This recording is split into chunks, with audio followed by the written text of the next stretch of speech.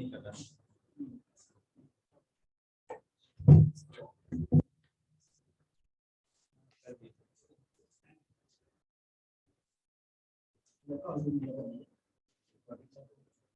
Hello students, तो अभी देखो हम लोग क्या करने वाले हैं। अपना जो प्रोग्राम है आपको पता है और आप लोगों को सब सिलेबस भी पता है फिजिक्स के बारे में। और आपको अगर देखो थोड़ा सा रिकैप करें तो 10th वाला जो पोर्शन है स्टेट बोर्ड का, उससे ज़्यादा क्वेश्चन आएगा। तो ग्रेविटेशन है चैप्टर, हीट है, रिफ्रैक्शन है, लाइट, रिफ्रैक्शन ऑफ लाइट, इन सब चैप्टर से ज़्यादा क्वेश्चन आने की संभावना है और हमेशा आती है। पिछले अगर 3-4 साल का आप देखेंगे। उसके बाद अगर 9th वाले क्वेश्चन में देखेंगे तो उससे बहुत कम है वेटेज, 25-30% वेटेज है। एक 3-4 क्वेश्चन ऐसा पकड़ के चलेंगे।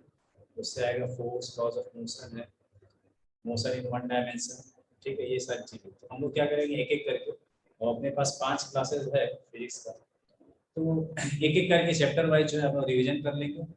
और उसके बाद साथ साथ हम लोग क्या क्या चैप्टर में इंपॉर्टेंट बात ध्यान में रखना है, क्वेश्चन को किस तरह से हैंडल करना है, उन सब चीज़ों को हम लोग कैरी करेंगे, ठीक है। अब आप अगर देखेंगे 10th का अपना स्टेट बोर्ड की बुक, तो उसमें सबसे पहला चैप्टर आपको मिलेगा ग्रेविटेशन। तो हम लोग सबसे पहले ग्रेविटेशन से स्टार्ट करेंगे। उसके बाद refraction of light, current, heating effect, magnetic effect, उसके बाद आपका हीट। इस तरह से सीरियल वाइज चलेंगे और एक एक करके आप रिविजन कर लेंगे। और इस बीच में आपको जो भी डाउट रहता है कोई भी आप मुझसे डायरेक्टली पूछ सकते हैं, ठीक है। चलेगा, स्टार्ट करें। आवाज आ रही है क्या सब लोगों को? यस। चलो, तो हम लोग सबसे पहले स्टार्ट करेंगे ग्रेविटेशन। ग्रेविटेशन स्टार्ट करेंगे। अब देखिए, सबसे पहले हम आधा घंटा में सबसे पहले चैप्टर को पूरा रिकैप कर लेंगे और उसके बाद बीच बीच में आप लोगों को क्वेश्चन और कुछ इंपॉर्टेंट जो क्वेश्चन हमेशा आता जाता रहता है उसको भी डिस्कस करते रहेंगे। सबसे पहले फोर्स ऑफ ग्रेविटी जो है that is directly proportional to product of the two masses. हमेशा जब भी दो मास होगा, तो दोनों मास के कारण कोई भी मैटर है जिसके पास मास है that will experience the gravitational force, ठीक है। तो ये जो फोर्स है that will be directly proportional to the product of masses and inversely proportional to the square times of distance between them. ये आपको पता है, this is the universal law of gravitation. और इससे फिर हमको एक चीज मिलता है फॉर्मूला, और यहाँ पर एक कांस्टेंट आ गया by removing the proportionality sign you will get an equality sign। तो ये जो फॉर्मूला है that is force of gravity का फॉर्मूला, वेयर g क्या है, यूनिवर्सल ग्रेविटेशनल कांस्टेंट। g की वैल्यू कितनी होती है 6.67 into 10 to the power -11 newton metre square पर केजी स्क्वायर। अब यहाँ तक तो हम लोग पढ़ते आ रहे थे, इस फॉर्मूला में भी कोई भी दिक्कत नहीं है, ठीक है। और शायद ही इससे बेसिक क्वेश्चन पूछा जाए। होता क्या है कि अब इससे क्वेश्चन कैसे बनाते हैं, कभी क्या करते हैं, दो मासेस है, अब बोला जाएगा इनिशियल कंडीशन पे दो मासेस है, their force will be F। Distance को रिड्यूस कर दिया गया, डिस्टेंस हाफ कर दिया गया, तो न्यू फोर्स क्या होगा। तो इस फॉर्मूला को ही यूज करना है। अगर मास में कोई भी छेड़छाड़ नहीं किया जा रहा, डिस्टेंस के बारे में डिस्क्रिप्शन है, तो हमेशा डिस्टेंस को हाफ करेंगे। तो अगेन अब ये क्या हो जाएगा, r/2 हो जाएगा, r/2 का स्क्वायर। और आप लोग सॉल्व कर लेंगे, क्वेश्चन आ जाएगा, ऊपर में 4 आ गया, नीचे r²। डिस्टेंस हाफ करेंगे तो फोर्स विल बिकम 4 टाइम्स। तो इस तरह से मान लो बोलेगा दो मासेस हैं, now masses are reduced to half, तो मास को रिड्यूस करेंगे हम, तो अगेन इनिशियल कंडीशन में इस तरह से फॉर्मेट, सेकंड कंडीशन में मास अगर हाफ हो गया तो n/2 यूज करेंगे, अगेन F/4 हो जाएगा। फिर बोला जाएगा कि हो सकता है एक मास को कांस्टेंट करके दूसरे मास को डबल कर दिया गया, ये दोनों मास को डबल कर दिया गया, तो फोर्स, न्यू फोर्स क्या होगा, इसके ऊपर इस तरह से सिंपल क्वेश्चन है। उसके बाद बात आती है जी का वैल्यू। जी का वैल्यू हेनरी कैवेंडिश,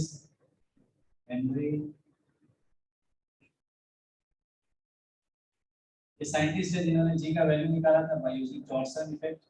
और इसके बारे में अभी आपसे नहीं पूछा जाएगा, बस इतना जानना जरूरी है क्योंकि ये आपको बुक में गिवन है। उसके बाद ये जो जी का वैल्यू है, ये जी का वैल्यू है, जी इज स्केलर क्वांटिटी, ये ध्यान में रखना। जी कैसा है, स्केलर क्वांटिटी है, जी स्केलर क्वांटिटी है।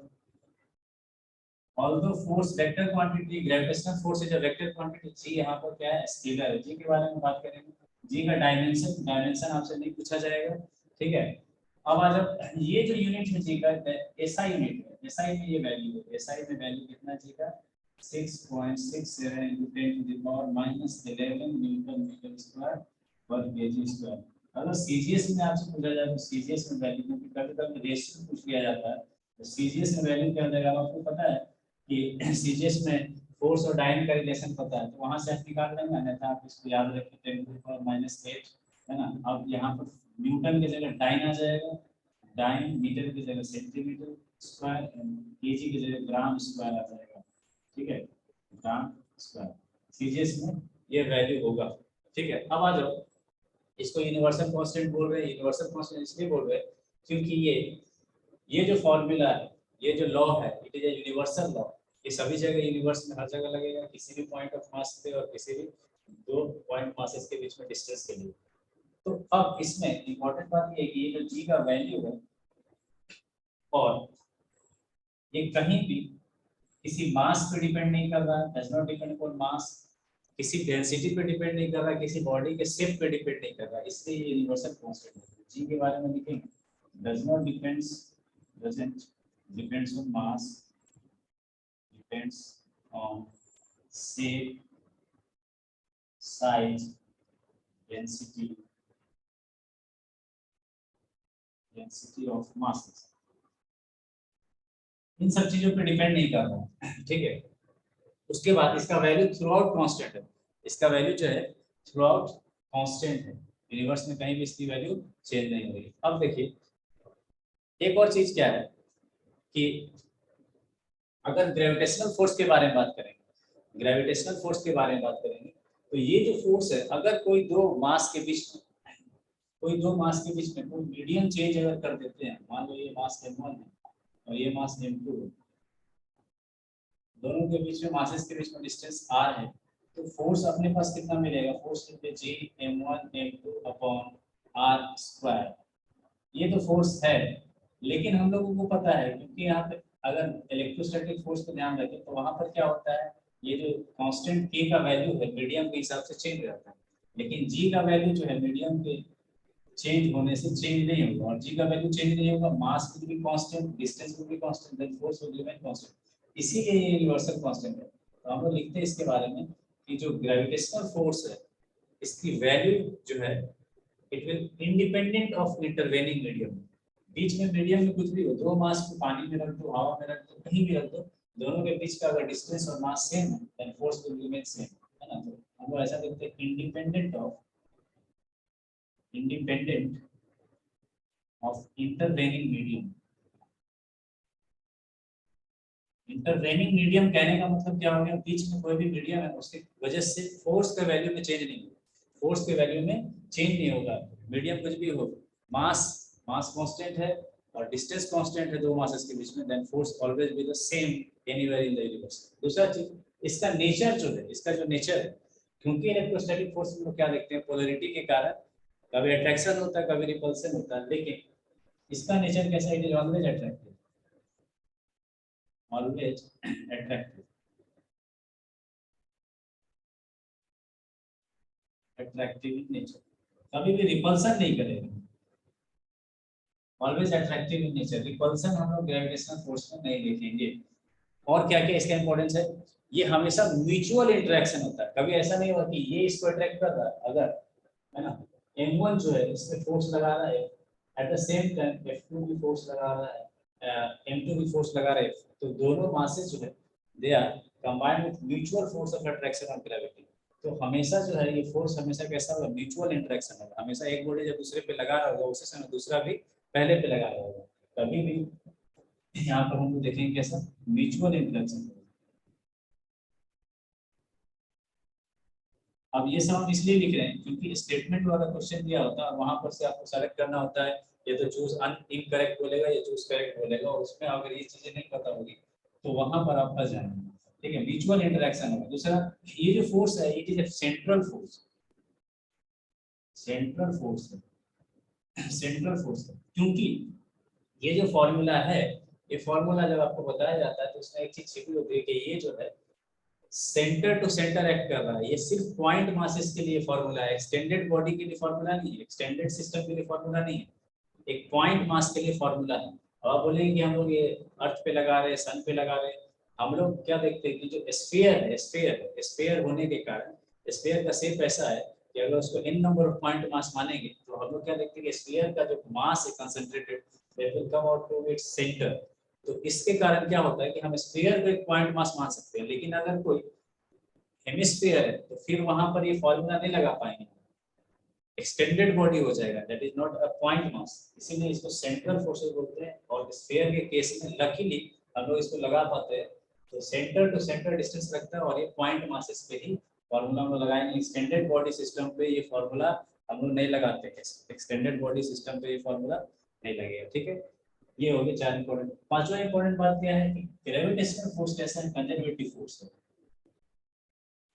कंजर्वेटिव फोर्स है, कंजर्वेटिव फोर्स कहने का मतलब जो कंजर्वेटिव फोर्स फील्ड होता है उसमें जब हम लोग वर्क करते हैं तो अगर साइक्लिक वर्क करते हैं तो नेट वर्क डन 0 होगा, ठीक है। मतलब किसी एक पॉइंट से दूसरे पॉइंट पे ले गए ग्रेविटेशनल फील्ड में और फिर वापस आ गए तो टोटल वर्क डन 0 हो जाएगा। दैट इज कंजर्वेटिव फोर्स का ये, कंजर्वेटिव फोर्स फील्ड का ये है ना प्रॉपर्टी होता है। तो ग्रेविटेशनल फोर्स भी कैसा है, कंजर्वेटिव फोर्स है। तो इसमें हमेशा क्या होता है, जैसे आप देखेंगे कि मार्कर को हम अगर ग्राउंड स्टेट से उठा के रखें तो इसका टोटल जो मैकेनिकल एनर्जी है वो हमेशा कंजर्व रहेगा। उठा के रखें, ऊपर गया नीचे आया तो टोटल जो वर्क डन होगा 0 हो जाएगा, ठीक है। कंजर्वेटिव फोर्स फील्ड है। यहाँ तक बात समझ में आ रही है क्या सबको? हेलो, आवाज आ रहा है क्या? Yes sir. अब देखो, तो यहाँ तक में अब आपसे क्वेश्चन कैसा कैसा पूछा जा सकता है। क्वेश्चन मान लीजिए आपसे बोला जाएगा कि एक मास है m1, दूसरा मास है m2, इन दोनों के बीच का डिस्टेंस है d और ये अर्थ पे है, ये सिस्टम अर्थ पे है। अब अगर इस पूरे सिस्टम को हम मून पर लेकर के जाते हैं, इस पूरे सिस्टम को हम कहाँ लेके गए, मून पे। तो जब अर्थ पे था तो इस पे फोर्स लग रहा था F, अब मून पर लेके जाएंगे तो इस पे फोर्स कितना लगेगा, ये है क्वेश्चन आपसे पहला। मून पर लेके जाएंगे तो कितना होगा बताएंगे? अगर ये पूरा सिस्टम अर्थ पे रखा हुआ है, दो मासेस है m1 m2, दोनों के बीच में डिस्टेंस d है, इस पूरे सेम अरेंजमेंट को अगर हम मून पर लेकर के जाते हैं तो फोर्स कितना होगा, what will be the force of the system given when it is carried to the moon. तो अब देखो यहाँ पर कोई बताएगा क्या? मान लेते हैं एग्जांपल ही नहीं लेते, मान लेते हैं 10 न्यूटन का फोर्स लग रहा है, ग्रेविटेशनल फोर्स दोनों के बीच में 10 न्यूटन। तो अब जब 10 न्यूटन का फोर्स है मून पर लेके जाएंगे, हमने कुछ भी चेंज नहीं किया, देखो इसी का यूज करके सारा आंसर आएगा, इन्हीं सब चीजों का यूज करके आंसर आएगा, कुछ बनाने का जरूरत नहीं है। दो मासेस है, मास सेम है, दोनों के बीच का डिस्टेंस सेम है। अब अर्थ पे रखो या यूनिवर्स पे कहीं भी रखो, अगर मास सेम है और डिस्टेंस सेम है और जी कांस्टेंट है थ्रू आउट यूनिवर्स, तो एफ का वैल्यू तो कांस्टेंट आने वाला है। तो मून पर भी जब लेकर के जाएंगे तो फोर्स ऑन मून ये भी 10 न्यूटन ही आएगा, कुछ भी चेंज नहीं होगा। नेक्स्ट क्वेश्चन, आने बात समझ में? कोई भी चेंज नहीं आने वाला। मून पर लेके जाएंगे तो हमने ऐसा कुछ तो चेंज नहीं किया जो इक्वेशन में है, मास वही है, डिस्टेंस वही है दोनों के बीच में, जी का वैल्यू भी सेम रहेगा। क्लियर? अब आ जाओ क्वेश्चन, मान लो इससे ये जो आंसर हम लिखे यहाँ पे इंटरपेलिंग मीडियम, कुछ भी चेंज नहीं हो ना, अंदर कुछ भी पानी में रख दो, कहीं पे रख दो, मून पे रखो, अर्थ पे रखो, अगर मास चेंज नहीं कर रहे हैं और डिस्टेंस चेंज नहीं कर रहे हैं तो force will be remain same. अब मान लो दो मासेस है यहाँ पर, ये m1 है और ये m2 है, इन दोनों के बीच में डिस्टेंस है r। अब अगर आपसे बोला जाएगा एक्सेलरेशन निकालने के लिए, या आपसे कभी कभी ये पूछा जाता है, मास गिवन होता है और आपसे बोला जाता है कि इसका या बीच एक्सेलरेशन निकालो या रेशियो ऑफ एक्सेलरेशन का रेशियोज निकालो दोनों का। ऑब्वियसली दोनों पे फोर्स लग रहा है, दोनों पे फोर्स लग रहा है, दोनों के पास अपना अपना मास है, तो दोनों एक दूसरे पे फोर्स एक्सर्ट करेगा। अब यहाँ पे होता क्या है कि अपने को पता है फोर्स कितना होगा, जी m1 m2 upon r square, this will be the force. लेकिन अगर एक्सेलरेशन देखें, फोर्स तो दोनों एक दूसरे पे इक्वल अमाउंट पे लगा रहा है, और यही कंफ्यूजन होता है कभी कभी स्टेटमेंट वाला क्वेश्चन होता है कि मान लो अर्थ है और ये मार्कर है, तो अर्थ और मार्कर दोनों जो है एक दूसरे पे ग्रेविटेशनल फोर्स लगा रहा है ड्यू टू देयर मासेस। इसके पास भी मास है, अर्थ के पास भी मास है, और जहां भी मास होगा वहां पे ग्रेविटी ऑटोमेटिकली अपना काम करेगा। तो अब जो जैसे ही हम इसको रिलीज करते हैं, क्योंकि हम मस्कुलर फोर्स लगा रहे हैं, इस पे वर्क कर रहे हैं, तो ये रुका हुआ है, लेकिन जैसे हम रिलीज करेंगे ये ग्रेविटी के कारण, अर्थ के अट्रैक्शन पुल के कारण नीचे जा रहा है। तो क्या अर्थ इस पे ज्यादा फोर्स लगा रहा है और ये अर्थ पे कम फोर्स लगा रहा है? क्या होगा? मार्कर और अर्थ के बीच में जो म्यूचुअल फोर्स है, क्या वो इक्वल अमाउंट में है या अनइक्वल अमाउंट में? बोलिए।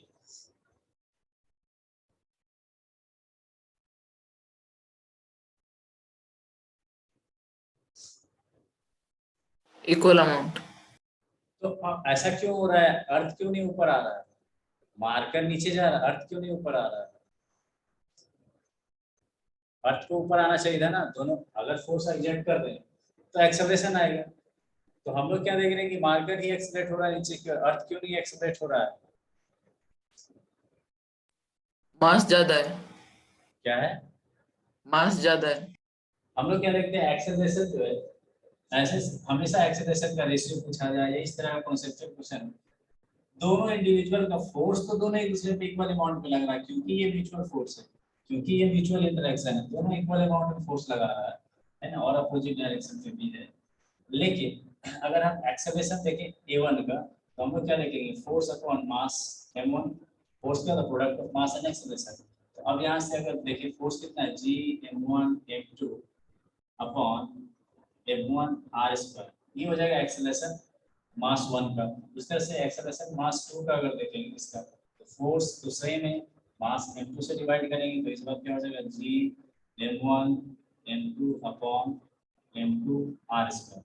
अब अगर दोनों का रेशियो देखा जाए, a1 अपॉन a2 करें ना, a1 बाई a2 करें, तो आप देख रहे हैं कि f कैंसिल आउट हो जाएगा, ठीक है, और क्या बचेगा, a1 इज इक्वल टू क्या आ जाएगा, m2 बाई m1।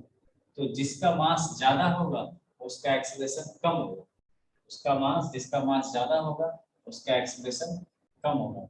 तो अगर आप देखेंगे अर्थ और जो अभी हम एग्जांपल लिए थे मार्कर, इन दोनों में कंपेयर करें तो अर्थ का मास बहुत बहुत बहुत ज्यादा ह्यूज है इसके कंपैरिजन में। तो इसका जो एक्सेलरेशन है उससे बहुत बहुत बहुत छोटा एक्सेलरेशन अर्थ का, वो इतना छोटा है कि हम उसको फील नहीं कर पाते। हाँ, एक्सेलरेशन तो हो रहा है, ठीक है, यहाँ तक क्लियर है। अब देखो नेक्स्ट, अब कभी कभी ऐसा क्वेश्चन होता है,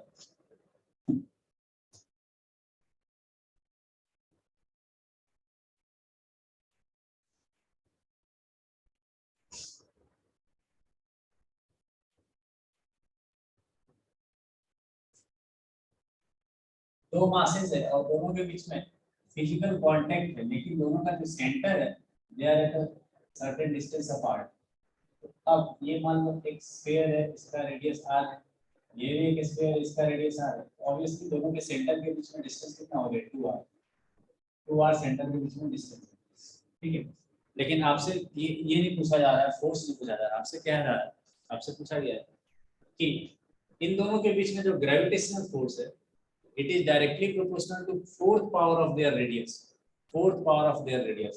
क्वेश्चन है कि दोनों जो स्फीयर है, they are made up of same material and are of same size, ठीक है ना, दोनों का रेडियस भी सेम है। तो अगर सेम मटेरियल से बना है और they are placed such that they are in physical contact with each other, तो अब आपको पूछा ये जा रहा है, आपको ये ऑप्शंस में दिया हो कि if जो होगा, if is fourth power of radius, f is inversely proportional to r square, f is inversely proportional to r, and f is directly proportional to r। अब इसमें से कौन सा करेक्ट होगा, इसमें से कौन सा करेक्ट होगा? ऑप्शन 1 2 3 4 में से कौन सा करेक्ट होगा? ग्रेविटेशनल फोर्स, बताइए।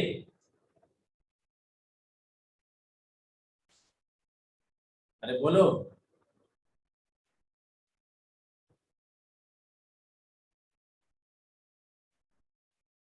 कौन सा करेक्ट होगा इसमें? Second. हाँ, बोलो बोलो बोलो।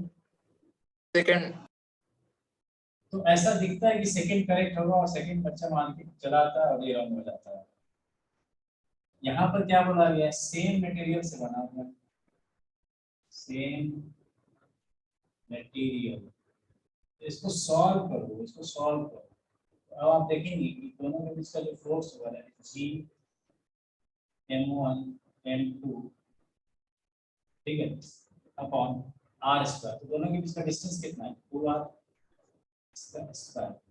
अब अपने को ये पता है कि दोनों सेम मटेरियल से बना है और डायमेंशन भी सेम है, इसका मतलब दोनों का मासेस सेम होगा, तो हम यहाँ पे m1 m2 ना लिख करके mm लिख दें, तो ये एक्चुअल में कितना हो जाएगा m स्क्वायर। अब सेम मटेरियल, जैसे कि मटेरियल के बारे में क्वेश्चन में कुछ डिस्क्राइब किया हो तो तुम्हें समझ आना है कुछ ना कुछ डेंसिटी वाला केस हमको लेना है, और डायरेक्टली मास से काम नहीं चला सकते, ठीक है। अब जी, और ये कितना हो जाएगा 4r स्क्वायर, और आपको पता है मास मास क्या हो जाता है density into volume, density into volume. तो अब इसको हम लिख सकते हैं ऐसा, density into volume, volume of square 4/3 pi are cube into density, इसका स्क्वायर कर लेंगे तो मास का स्क्वायर हो गया। अब इसको जब हम सॉल्व करेंगे, अब देखिए क्या होगा 4 का स्क्वायर 16, इसको रहने देते हैं 16 pi square r to the power 6 rho square upon 9, यहाँ से कट के 4 आ जाएगा। तो अब अगर हम देखें तो वैल्यू कितना आ जा रहा है, वैल्यू हो जा रहा है 4/9, और ये r स्क्वायर से r6 कटेगा, r टू द पावर 4 बचेगा, 4/9 है ना, G pi square rho square r to the power 4। तो हम क्या देख रहे हैं, ये सभी कांस्टेंट है, 4 और 9 कांस्टेंट है, g भी कांस्टेंट है, पाई कांस्टेंट है, और डेंसिटी ऑफ मटेरियल ये भी कांस्टेंट है। तो यहाँ से हम क्या देखें, if is directly proportional to r to the power 4, ये आ जाएगा फोर्स जो आने वाला है that is directly proportional to r to the power 4। तो इस तरह के क्वेश्चन में आप ध्यान में रखिएगा, जहाँ मटेरियल के बारे में कुछ भी दिया हुआ है तो वहाँ पर डेंसिटी वाला फॉर्मूला यूज करना है, बिना डेंसिटी वाले फॉर्मूला के काम नहीं चलेगा। नेक्स्ट नेक्स्ट देखते हैं, याद रखिएगा क्या सबको। yes sir,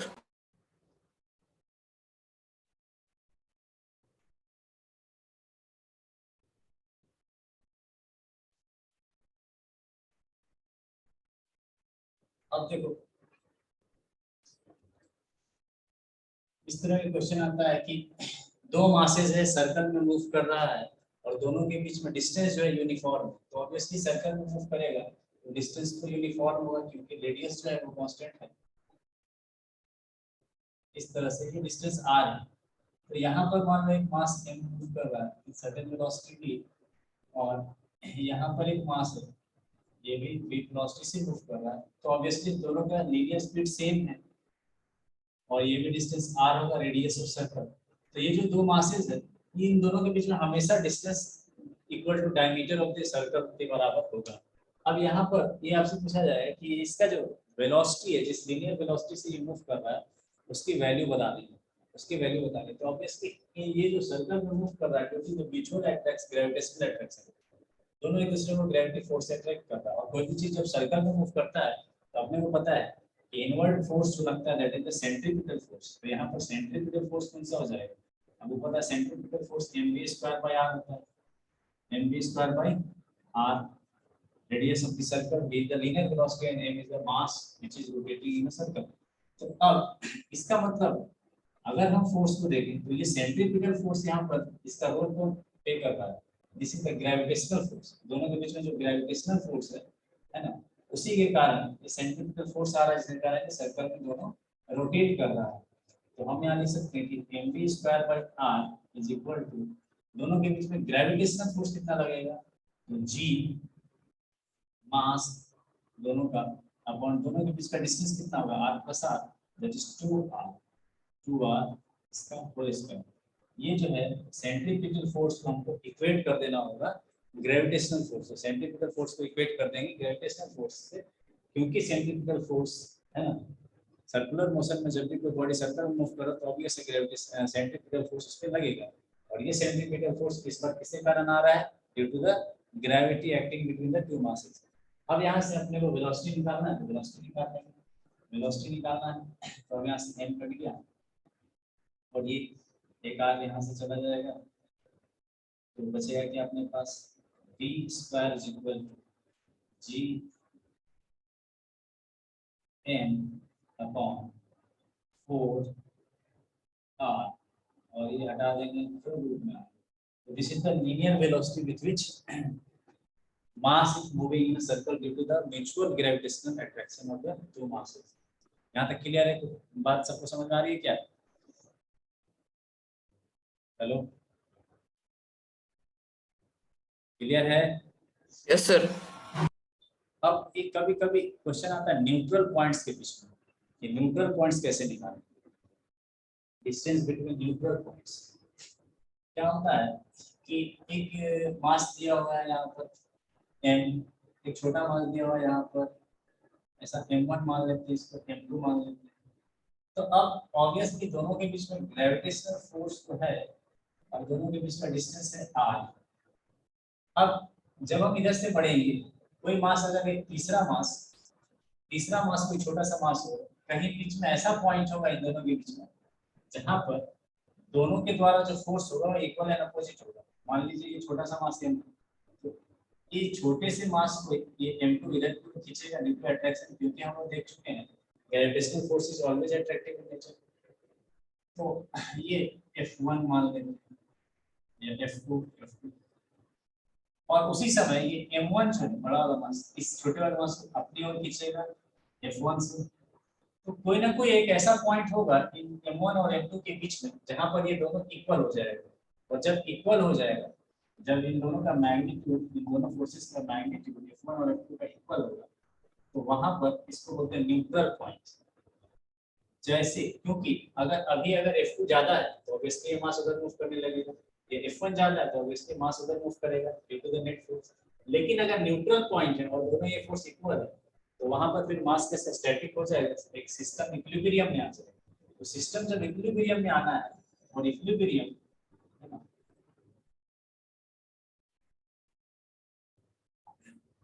मास को न्यूट्रल पॉइंट पे रखना होगा। ऐसे पॉइंट को न्यूट्रल पॉइंट बोलते हैं जहां पर ये दोनों फोर्स इक्वल हो रहे हैं। इस पॉइंट को न्यूट्रल पॉइंट बोलते हैं, न्यूट्रल पॉइंट। अब आपसे पूछा जाएगा बेसिकली कि कोई स्मॉल मास m है, उसको कहाँ पे रखें तो न्यूट्रल पॉइंट मिलेगा, या फिर दोनों के द्वारा जो फोर्स है वो इक्वल एंड अपोजिट होगा, या नेट फोर्स दोनों के द्वारा जो है, दोनों मासेस के द्वारा वो जीरो होगा। ये सब एक ही क्वेश्चन का answer, that is to find neutral point. तो अब यहाँ पर एक तो तरीका ये होता है, जनरली बुक में क्या होता है, कैसा किया जाता है, दोनों मासेस, क्योंकि ये दोनों फोर्स इक्वल होगा न्यूट्रल पॉइंट पे, तो दोनों फोर्स की वैल्यू निकालो। अब ये मान लेते हैं कि x डिस्टेंस दूर पे न्यूट्रल पॉइंट है, यहाँ x डिस्टेंस दूर पे, तो यहाँ से कितना दूर होगा ये डिस्टेंस, क्योंकि इन दोनों के बीच का डिस्टेंस r है, तो ये डिस्टेंस हो जाएगा r माइनस x। ये डिस्टेंस ये x है तो ये r माइनस x हो जाएगा। तो जनरली इन दोनों फोर्सेस को इक्वेट कर देते हैं, तो अब F1 इसके द्वारा फोर्स कितना हो जाएगा, F1 हो जाएगा g m1 into small m upon x square, distance कितना x इक्वल, इक्वेट कर देंगे F2 कितना है g m2 m और डिस्टेंस कितना r माइनस x का होल स्क्वायर। अब इसको इक्वेट करेंगे हम तो x की वैल्यू आ जाएगी। तो जिस भी पॉइंट से, ये तो न्यूट्रल पॉइंट आपसे बोला जाए कि m1 से बताओ डिस्टेंस कितना है, ये m2 से बताओ डिस्टेंस कितना है, तो m1 से आपको x निकालना है। m1 से पूछा गया है तो x का वैल्यू आंसर हो जाएगा, और m2 से पूछा गया है तो r माइनस x कर देंगे। एक तो तरीका ये है, और इसमें टाइम लग जाएगा आपको सॉल्व करने में। ये हो सकता है कई बार क्वाड्रेटिक फॉर्म में आ जाए, क्वाड्रेटिक सॉल्व करना पड़ेगा। एक सीधा सिंपल तरीका ये है कि अगर मान लो डायरेक्टली दिख के न्यूट्रल पॉइंट निकालना है, तो फॉर न्यूट्रल पॉइंट अगर m1 से निकालना है, m1 से फ्रॉम m1 तो इसके लिए सीधा सिंपल सा क्या करेंगे, तो root under m1 by root under m1 plus m2 into distance between the two masses, m1 से डिस्टेंस है। अगर मान लो m2 से डिस्टेंस पूछा गया है, फ्रॉम m2 के लिए क्या होगा, root under m2 upon root under m1 plus root under m2 into distance between two masses. अब इस फार्मूला को पुट करेंगे तो ऑटोमेटिकली आपका डायरेक्ट आंसर आएगा। जहां से पूछा गया वहां से वैल्यू पुट करके निकाल देंगे, जहां से पूछा गया वहां से वैल्यू पुट करके निकाल देंगे। जैसे कि एग्जांपल हम करवाते हैं, क्वेश्चन है कि क्वेश्चन कुछ इस तरह का है, एक प्लेनेट है इसका मास अर्थ के मास से 36 टाइम्स ज्यादा है।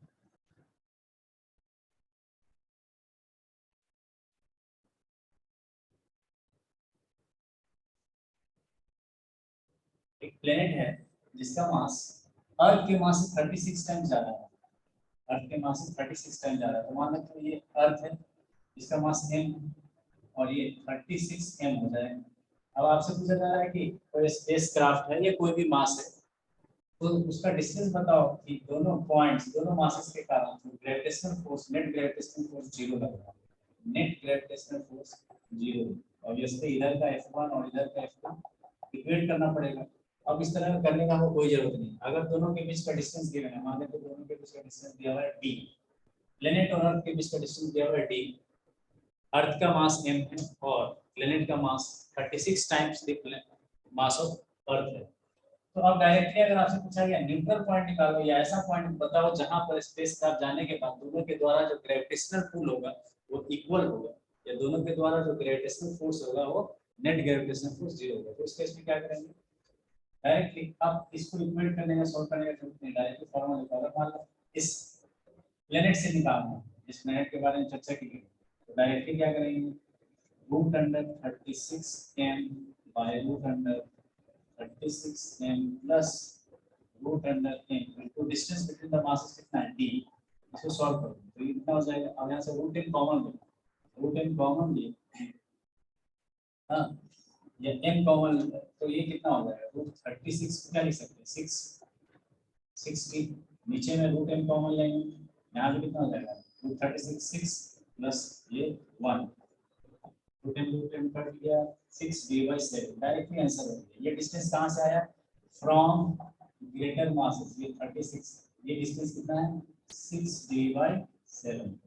अब अगर मान लो बोला गया होता है कि न्यूट्रल पॉइंट अर्थ से कितने दूर है, इधर से निकालना है मान लो, तो ये distance root n by root 36m plus root n into distance between the masses कर देंगे।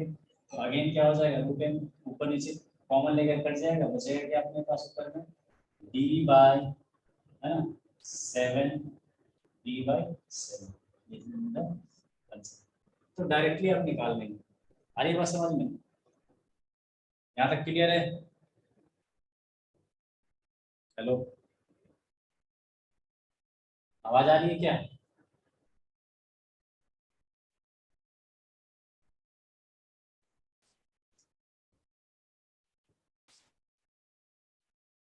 आवाज आ रही है सब लोगों को।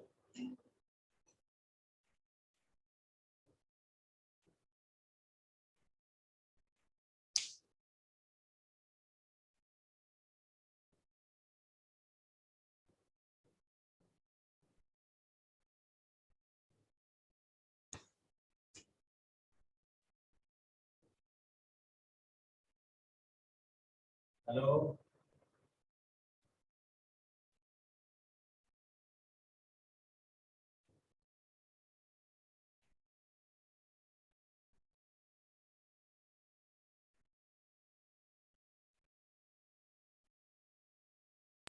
आ रहा है सर। आ रहा है तो तुमको बोलने में क्या लगेगा, मर गया है क्या तुम,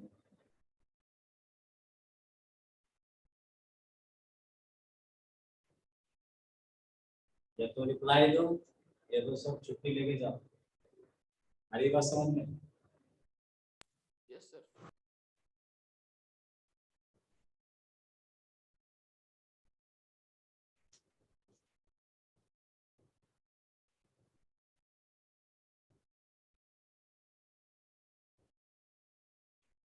चलिए ये क्वेश्चन बनाइए। एक प्लेनेट है इसका मास m है और एक दूसरा प्लेनेट है इसका mass 81 times of mass of planet. इन दोनों के बीच में डिस्टेंस मान लो x है। आपसे पूछा जा रहा है find the point between the given planets where gravitational where gravitational pull by them is neutral या फिर जीरो। चलिए बताइए कितना होगा आंसर इसका, बताओ आंसर कितना होगा।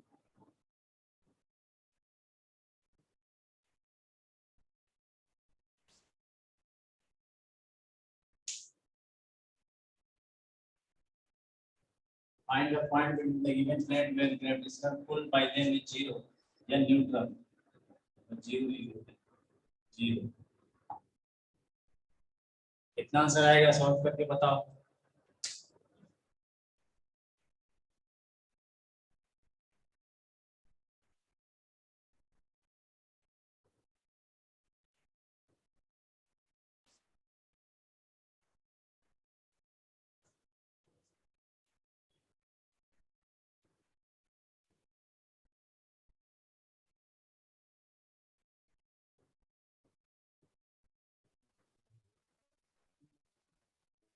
X divided by 10 from planet M.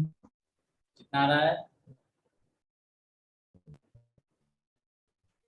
X divided by 10. 65 by X divided by 10. X by 10. x by 10 small mass. अच्छा चलो स्मॉल मास से निकालते हैं, तो डायरेक्टली क्या करेंगे, फ्रॉम फ्रॉम m से डिस्टेंस निकालते हैं। कितना लिखेंगे, root m by root under m plus root under 81 m दूसरा मास जो है इनटू डिस्टेंस कितना x है। अभी कितना हो गया, रूट m कॉमन अगर ले लें ऊपर नीचे कॉमन लेने के बाद फिर क्या बचेगा, 1 प्लस रूट 81 हो गया तो 9 m कट गया, कितना आ गया x by 10 will be the distance from mass m where the pull on the any mass will be 0। और 81 m से निकालेंगे तो इसकी वैल्यू कितनी हो जाएगी, यहाँ से अगर पूछा गया अगेन इस तरह से कर देंगे, root under 81 m by root m plus root under 81 m into distance कितना है x, ये कितना आ जाएगा, अगेन रूट m कॉमन होके कट जाएगा, ऊपर में आएगा 9x बाई 10। तो ये इस तरह से हम लोग सॉल्व करते हैं। यहाँ तक क्लियर है क्या सबको? Yes, sir. चलो अब तो हम लोग यहाँ पर जो यूनिवर्सल लॉ है, बेसिक जो यूनिवर्सल ग्रेविटेशनल लॉ है वो कंप्लीट हो गया है। अब हम लोग चलते हैं, जब इसके बाद सेकंड जो है वो है acceleration due to gravity. Acceleration due to gravity. अब लेकिन इसमें एक चीज बच गया है कि कभी कभी आपसे सिंपल क्वेश्चन पूछा जाता है इन टर्म्स ऑफ कि यूनिवर्सल लॉ, जैसे अर्थ का रोटेशन है, ये जो रोटेशन ऑफ अर्थ है, ये रोटेशन ऑफ मून है, ये रोटेशन ऑफ सन है, ये सब एविडेंस है यूनिवर्सल लॉ का, they are in support of universal law. इस तरह से एक बार पूछा गया था, tides are formed in ocean due to the gravitational pull of moon and the sea water. तो ये सारा एग्जांपल्स आप देख लेंगे। Time of solar and lunar eclipse can be calculated by using the universal law. Orbits and periods of the revolutions of satellites are predicted by using universal law. ये सारा चीज आप एज ए एग्जांपल आप देख लेंगे। उसके बाद next आता है acceleration due to gravity. Acceleration due to gravity कुछ नहीं है, ये एक्सेलरेशन है on the surface of earth due to the gravitational force of earth on any mass.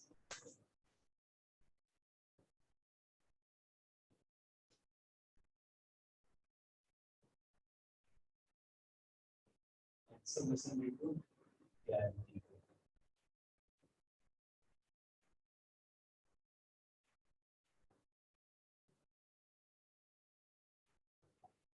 Small जिसे दिखाते हैं, इसका फॉर्मूला क्या हो जाता है, G M by R square. ये तो जनरल फॉर्मूला है, याद रखना। और इसमें ये भी याद रखना है, ये हमेशा काम आता है, G R square is equal to G M. ये हर जगह कहीं ना कहीं यूज हो जाता है। इसी फॉर्मूला को आगे एक्सटेंड करेंगे तो आपको मिल जाएगा। उसके बाद ये जो जी है, ये जो स्मॉल जी का वैल्यू है, ये किसी भी सेलेस्टियल बॉडी, प्लेनेट, अर्थ, मास, किसी भी बॉडी के लिए, तो जिस भी बॉडी का एक्सेलरेशन ड्यू टू ग्रेविटी निकालेंगे उसका मास और उसका रेडियस यहाँ पे पुट करेंगे, उसका मास और उसका रेडियस। फॉर एग्जांपल अर्थ का है तो अर्थ का मास और अर्थ का रेडियस हमको यहाँ पे पुट करना है।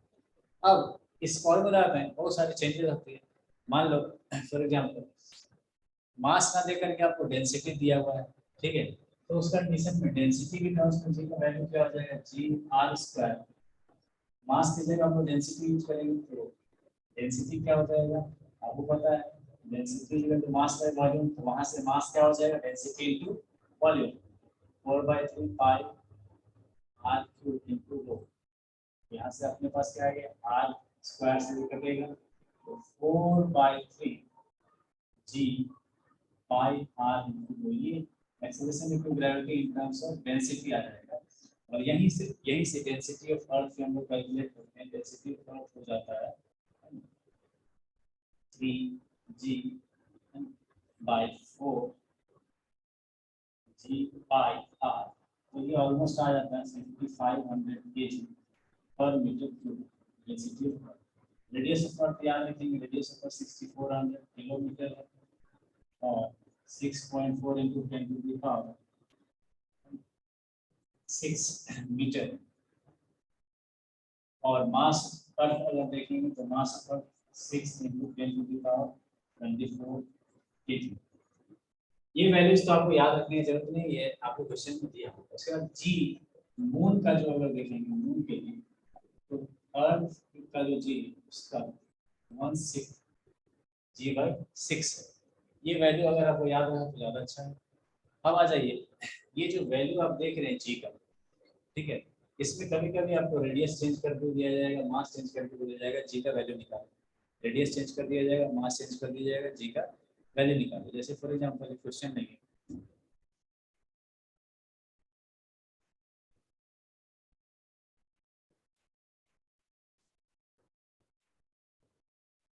अगर ऐसा क्वेश्चन में कहा गया है कि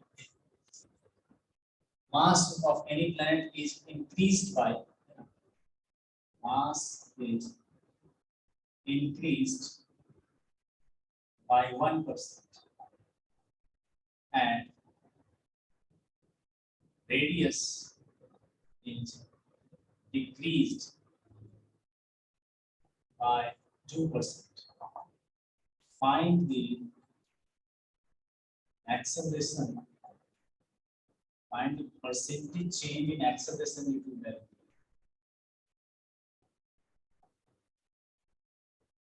Percentage change in acceleration due to gravity.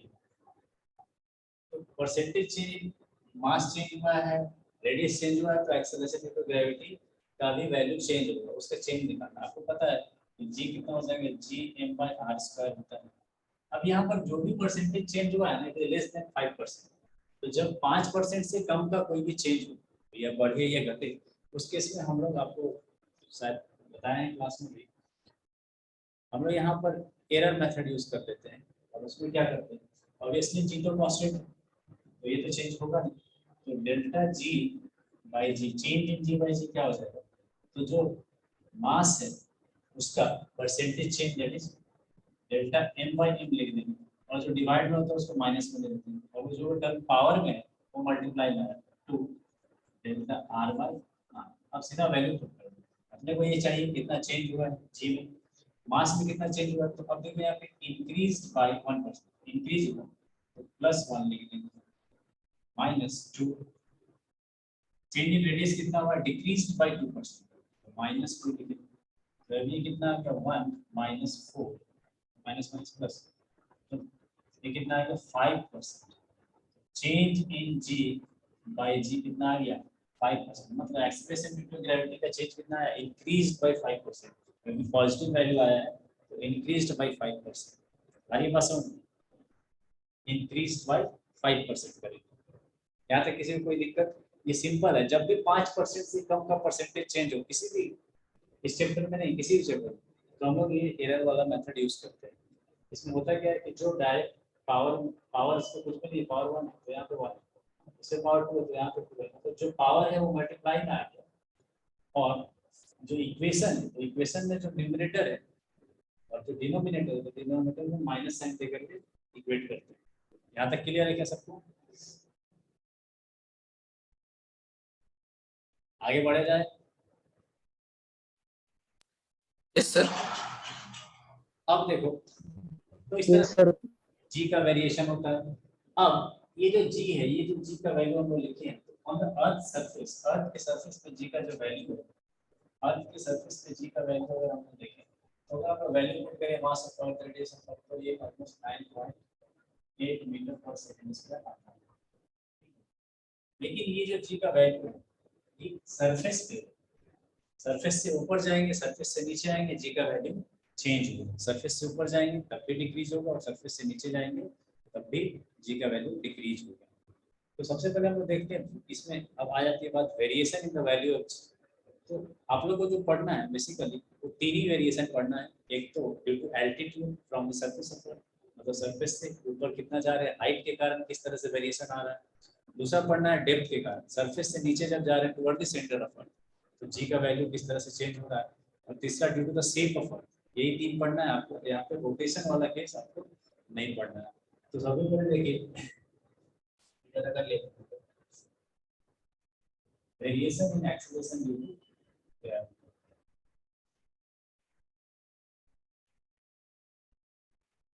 variation in acceleration due to gravity.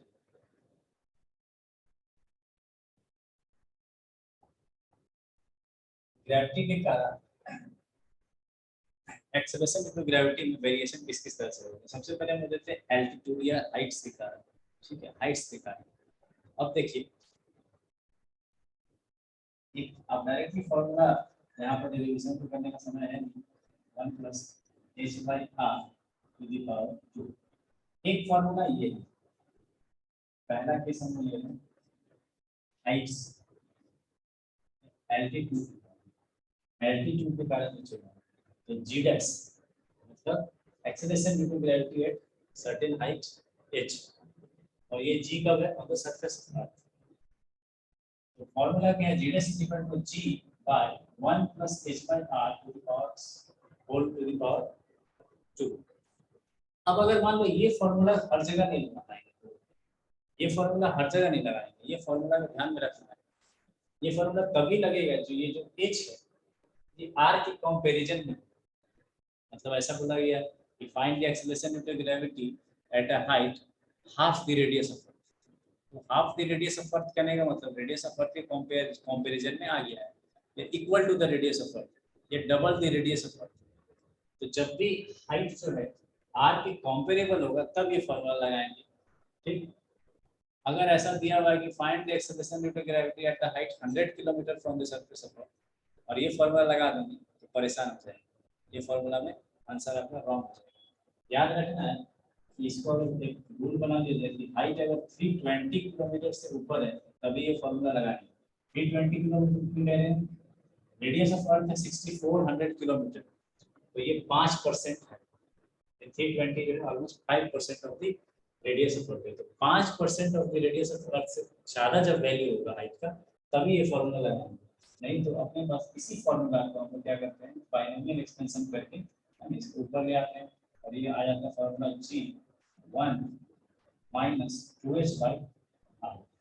ये फार्मूला को लगाएंगे फॉर स्मॉल एक्स, ये फार्मूला को लगाएंगे when h is less than 320 kilometre, 100 kilometre, 50 kilometre, 200 kilometre, उस केस में हम लोग इस फार्मूला को लगाएंगे 1 minus 2h by r into g on the surface of earth, which will give the acceleration due to gravity at the height h। आ रही बात समझ में? इन दोनों फार्मूला को अलग अलग जगह पे लगाना है, हर जगह पे नहीं यूज करने हैं, है ना? क्लियर है यहाँ तक? आ रही बात समझ में? यहाँ तक बात समझ में आ रही है क्या? Yes, sir. अब देखो, अब अगर मान लो क्वेश्चन ऐसा पूछा जाए कि find the acceleration due to gravity at the height 64 kilometre above the surface, निकाल लेंगे क्या? Find the value of acceleration due to gravity at height 64 kilometer from surface of earth. निकाल लेंगे, चलिए बनाइए। जी के टर्म्स में इसका वैल्यू बताओ कितना होगा।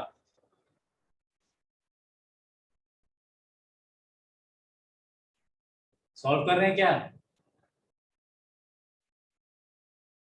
देखो यहाँ पर 64 किलोमीटर जैसे दिख रहा है, मतलब 320 किलोमीटर से छोटा है, तो ये फॉर्मूला लगाते हैं।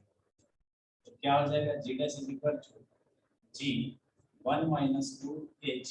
अब h का वैल्यू कितना, हाइट कितना 64। अब देखो ये किलोमीटर में दिया हुआ है 64 किलोमीटर, तो रहने देते हैं अपॉन r। तो रेडियस को भी हम लोग क्या रखेंगे, किलोमीटर में रख देंगे, ठीक है, मीटर में कन्वर्ट करने की जरूरत नहीं।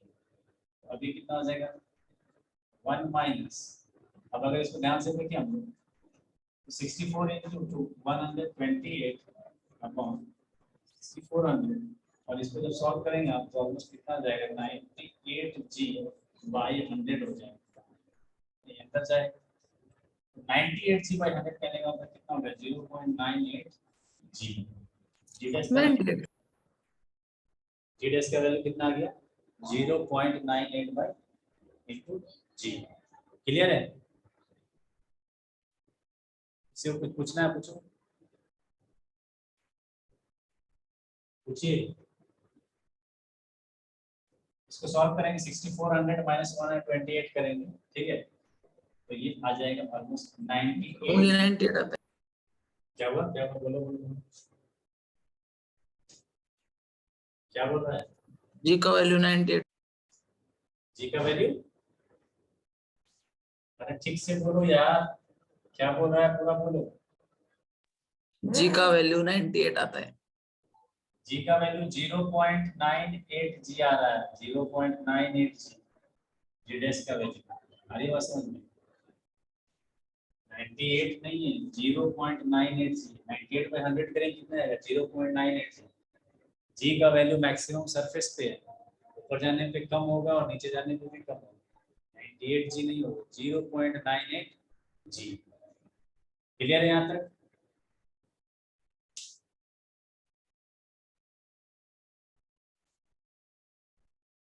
Yes sir. तो अब देखो नेक्स्ट क्लास में हम लोग आगे फिर इसके बाद वेरिएशन जो भी है कवर करेंगे, और आप लोगों को सीट मिला होगा सीपीपी, उसको भी हम लोग डिस्कस करेंगे, ठीक है। चलिए, थैंक यू वेरी मच।